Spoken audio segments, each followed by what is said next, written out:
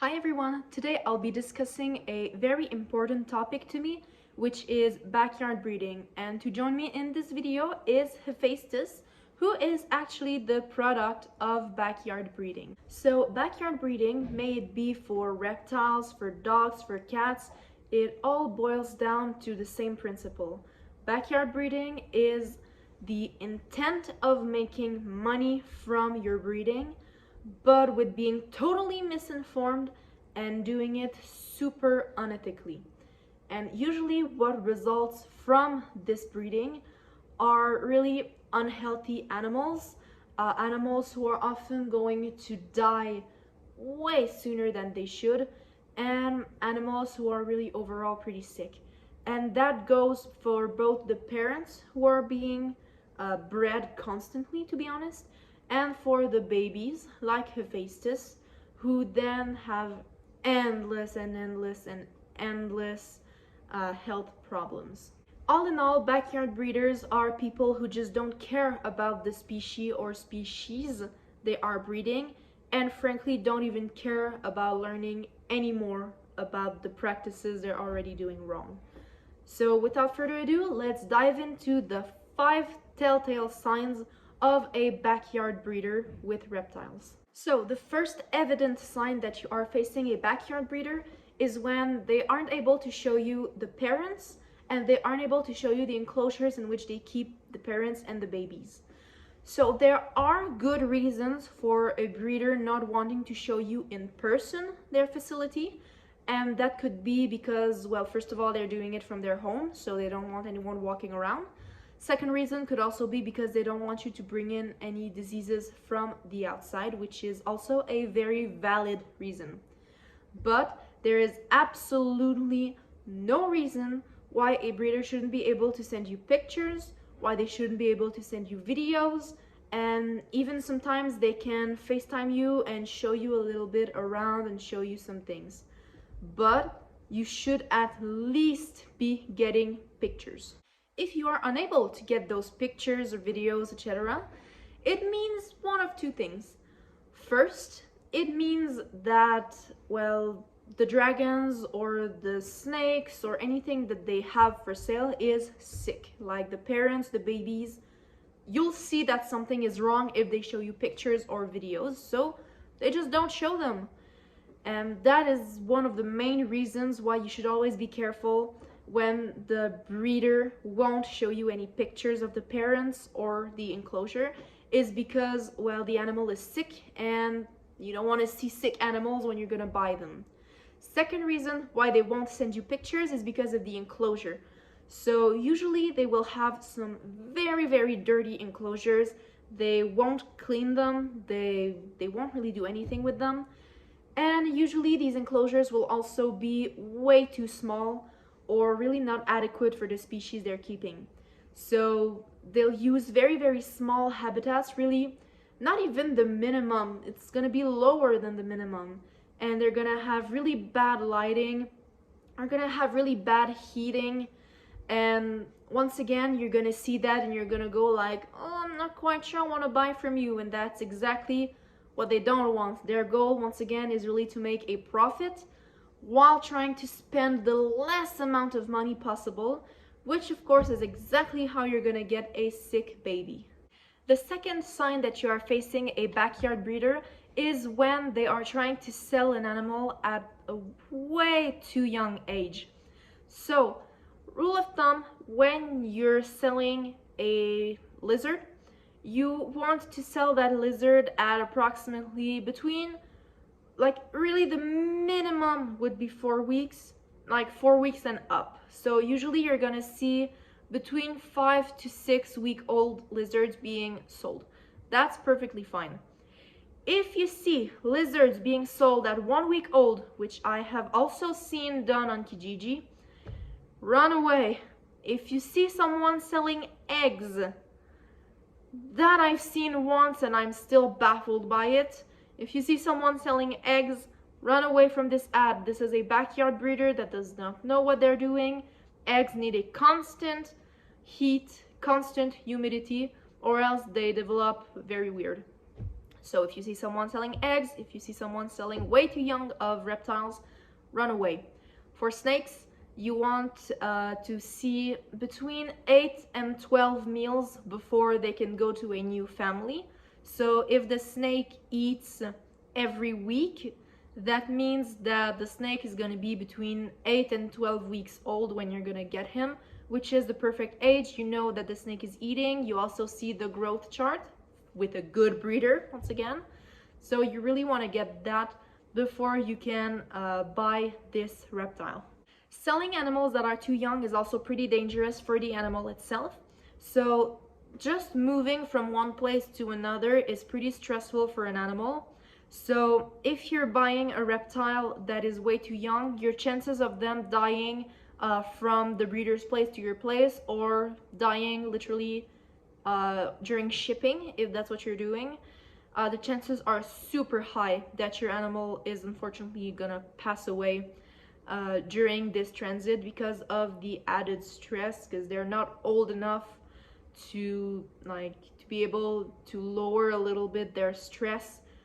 It's just not gonna work. Your animal is gonna be dead on arrival, pretty much guaranteed, or he's gonna be super sick for the next weeks. The third sign that you are facing a backyard breeder is them not being able to tell you anything about the babies that they're selling.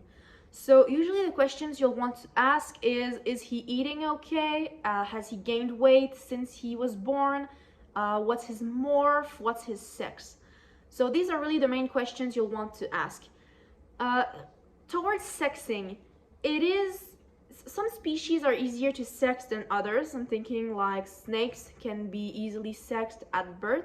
But if you think more like crested geckos, it's not uncommon for breeders to sell unsexed babies. In that case, it's not always a red flag, but the next ones are gonna be red flags. So if they can't tell you the weight from birth to right now, totally normal. It's because they just don't keep tabs on it. For them, they just don't care. It doesn't serve any purpose. So another thing, if they can't tell you the morph, which is the color of the animal, that means that they just don't know what they're working with. You're not gonna get a very healthy dragon if you're not even able to tell that this is a silkback. If the breeder cannot even tell you that, that is another red flag that they just don't know what they're doing with the species they're breeding. Fourth red flag is selling on Craigslist or Kijiji and selling in pet shops.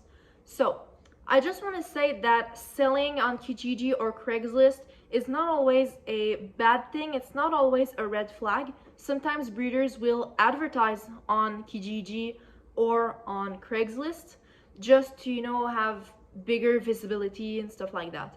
Backyard breeders will tend to only sell on these sites because they're not registered breeders. So they won't have like a Facebook profile, they won't have a website, they won't have really anything to back, well, their Kijiji ad. So usually with backyard breeders, you're gonna see like a clutch of bearded dragons for sale, like 20 bearded dragons for sale, super low price, come get them, and you won't see any Facebook link, you won't see website links. So that's when it's gonna be a red flag, if there is just a Kijiji or Craigslist ad with nothing attached to it. Now for pet shops. My old enemy, the pet shop. Hephaestus knows what I'm talking about. So pet shops, to lower the costs of their animal intake, they usually do this with dogs, but they also do it with reptiles. They will take in animals from backyard breeders because they cost less than good healthy animals from, a breeder, and they're gonna sell those sick animals in their pet shop. And Hephaestus here is the perfect example of that. He was bred by a backyard breeder who did not know how to care for him, so sent him to the pet shop. Pet shop bought him. They didn't know how to care for him, so he was on the brink of death. And I went in, I told them this dragon's gonna die soon, and they were like, yeah, well, if you want it, we'll give it to you. So That's why he's here, because a pet shop used a backyard breeder as a reliable source of animal stock. So once again, it's not all pet shops who do that. Some pet shops, like mostly I would say local reptile pet shops, like here I could think of Monarch Reptiles. They do a super good job at sourcing their animals ethically, which is amazing. But if I think of Petco, PetSmart, all those places, you will 100% of the time get a backyard bred animal. The fifth and last sign that you are dealing with a backyard breeder would be that they can't answer any husbandry questions that you might have. So if you ask them about lighting, if you ask them about heat, or they won't know what to tell you, or they'll tell you very old information, like information that we had like 20 years ago, which means that they really did not do their research and that they're just trying, once again, to sell. Usually with backyard breeder, rule of thumb is they're trying to sell. They don't care about the animal. So it really reflects in their husbandry. So if you ask them, oh, what should I do for this bearded dragon as husbandry? They're gonna tell you that they can be fine in a 20-gallon, that they don't need UVB, and that they only need a heat mat for heat. That's what a backyard breeder will tell you for bearded dragons. In reality, these guys need at least, and I mean that's a minimum, at least 40 gallons, UVB fixtures, ceramic heat emitters, and a basking light. That's what a bearded dragon needs at the minimum, but once again, they won't be able to tell you that. They also won't be able to tell you very important information about food.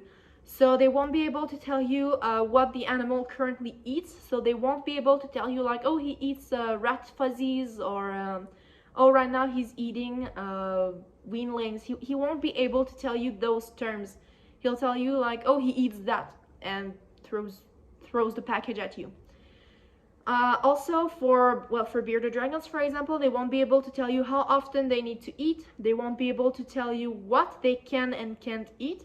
So you won't know that avocado is actually very toxic for them. You're gonna feed that, your dragon's gonna be sick, and breeder's gonna say, well, oh, I didn't know about that, and probably gonna ghost you after that.